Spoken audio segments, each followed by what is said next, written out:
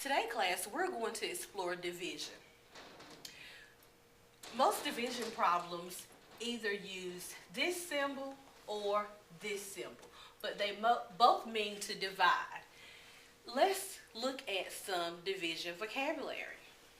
Quotient, remainder, dividend, and divisor.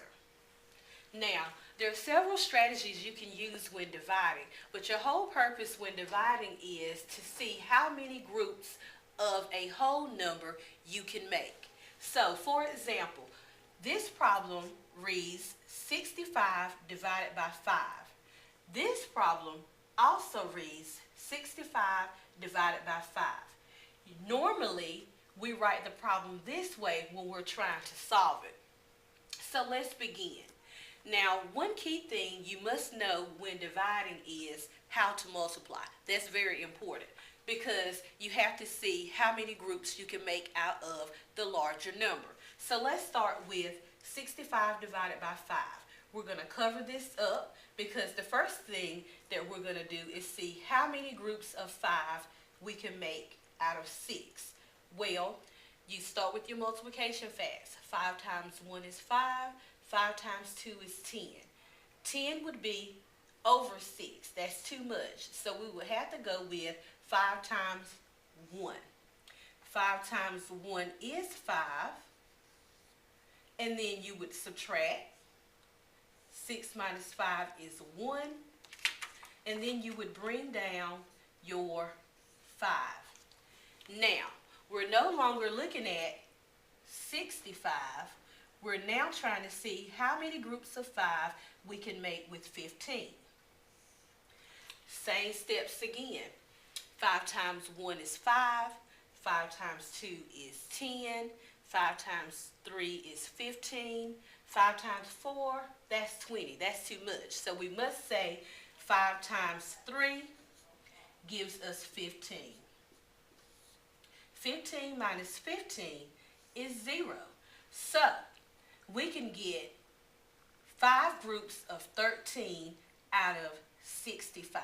So in other words, we're saying that 65 divided by 5 gives us 13. Now, what do all these numbers mean? Well, 13 is considered your quotient.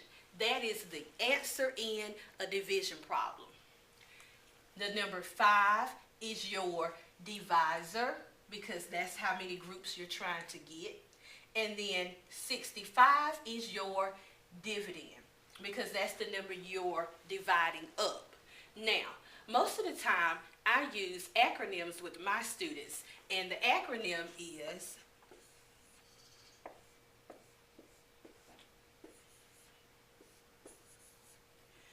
Does McDonald's serve burgers? And this is just a cute little reminder to help students to remember the steps in a division problem. First, you're going to divide, and then you're going to multiply, then you're going to subtract, and then you're going to bring down. Let's see if we follow these steps in our multiplication problem. 6 divided by 5 goes 1 time.